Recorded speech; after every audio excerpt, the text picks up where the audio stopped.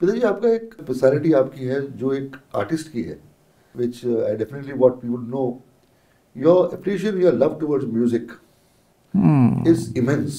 जब सत्संग होता है और जब अच्छे अच्छे कलाकार आके गाते हैं, भजन गाते हैं, तो और आप और गुरु माँ दोनों जिस तरह से रिएक्ट करते हैं, जिस तरीके से उन आर्टिस्टों को इनक्रेज करते हैं, the sensibilities with which you listen to them, it's really very rare in this world. What is that thing which really attracts you in music?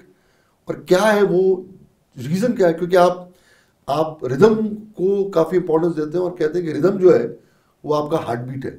Why do you love music so much? ऐसा है अशोक जी, फिर वही आता है, ये जो संगीत है ये हमारे रगों में है। ये जो खून दौड़ता है ना, खून नहीं दौड़ रहा है, ये संगीत बज रहा है एक एक एक एक रोम में। लेकिन हम कुंद हो गए हैं, हम इतने पत्थर हो गए हैं संसार की हवाओं में, यहाँ रह के कि हमें वो संगीत सुनाई नहीं देता। जब बाहर बजने लगता है तो एकदम मैं इस धरती से उठ जाता हूँ। वो इसलिए होता है कि जीवन में एक लयबद्धता आ जाती है जी। मैं उसमें संस्कृत में कहा करता हूँ, लयम ब्रज, लय में आ जाओ। लय खो जाती है तो बीमारी आ जाती है, तो बुराई आ जाती है, तो पाप आ जाता है।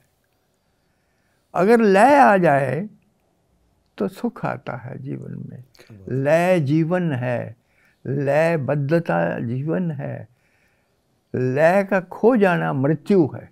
क्या बात।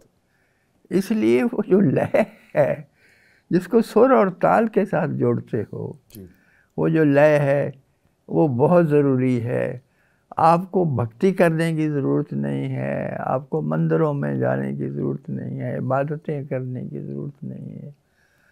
आप अगर लय में हो तो आप दरवेश हो, तो आप पार हो लय में।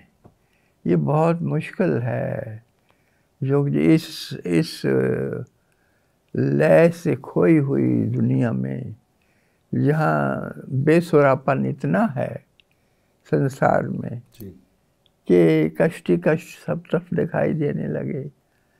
कष्ट क्या है? बेसुरापन ही है। और जब सुर में आ जाए, सुर ताल में आ जाए, सारे गमा पादा निसा, वो आठों सातों सुर जो हैं वो सद जाएं जब, तो मौज है, उसमें आराम है। लोगों को शफा मिल गई संगीत से, लोगों को नया जीवन मिल गया संगीत से। संगीत तो सबसे बड़ी दवा है, सबसे बड़ी शक्ति है, सबसे बड़ी ताकत है। और जिन तक नहीं पहुंच पाता वो संगीत, वो पत्थर हैं, वो कुंद हैं, वो जड़ हो गए हैं, वो अपनी वो लयबद्धता को खो गए हैं। ये नहीं, स्पिरिचुअलिटी कुछ नहीं है। अपनी लय को फिर से पा लेने का नाम स्पिरिचुअलिटी है। क्या बात। ये खोई हुई लय। ये सब जो देख रहे हो ना, ये आश्रम और ये वो, ये सब इनके पीछे गुरु माँ का ही हाथ है, इन्हीं की करामात है। जिस चमत्कार की बात करते हो, ये चमत्कार इनके हाथों में है। मैं वही आने वाला था। हाँ, ये वो चमत्कार इन्हीं के हाथों में है। ये चमत्कार करती हैं, असल में कर देती हैं। ये सारा जो यहाँ खड़ा हो गया है, ये है वो है, तो मैं भी इन्हीं की सेवा में हूँ। सच्ची बात बताऊँ, क्या करूँ, मैं सेवक ही हूँ। मैं कहता हूँ कि मेरा उपयोग कर लो। मैंने वो पाया है जो इंसान इस शरीर में रहता हुआ नहीं पा सकता। बड़ा मुश्किल है, असंभव भी है, लेकिन उसने कृपा की है, अपार कृपा की है। वो खेलता है भीतर, वो फुदकता है, उसी की किलकारी गूंजती है। क्या बात। वो वो जो नाद और नूर है वो उसी का है। दोनों, ये प्रकाश भी और शब्द भी, दोनों उसी के। और उनके पार का अलख अगम अनाम वो सब देखे हैं। और उनके पार का शून्य और परम शून्य अवस्था, वो जो शून्यता है, तो वही तो है ultimate. What is the ultimate in spirituality? Ultimate क्या है?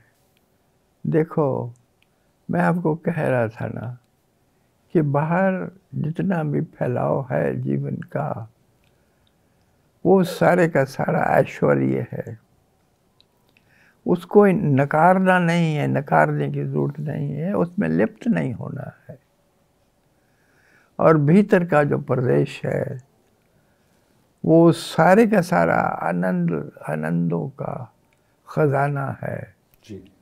वो आनंदों से आंदोलित है, परम आनंदों से आंदोलित है। तो इसीलिए उसको हमने बहुत ऊंचे स्वरों में जा कर के उसमें डूबा है, उसको देखा है, उसको परखा है। वही हम करा देना चाहते हैं। एक वाक्य आता है, यस्य सन्निधि मात्रेण मनसा स्यात् प्रसन्नता स्वयंभूयात् धृति शांति स भवेत् परमो गुरु। मैं कहता हूँ बैठो मेरे पास, आ गए हो बैठ जाओ जी। बैठते ही अगर आपको चैन न मिले, अगर आपके दुख दूर ना हो, अगर आपकी चिंताओं की समाप्ति हो, तो मैंने कहा वहाँ से उठ जाना, कहीं और जाना। वहाँ से उठ जाना, वो जगह नहीं है। सतगुरु अगर है तो उसके स्मरण करने मात्र से देहि दुखाद विमुच्यते, देह के सारे दुख दूर हो जाते। यस्य स्मरण मात्रेण देहि दुखाद विमुच्यते। कितना सुंदर है। इसलिए अशोक जी, ये सब जो आप कर रहे हो, ये तो कागजी कार्रवाइयाँ हैं।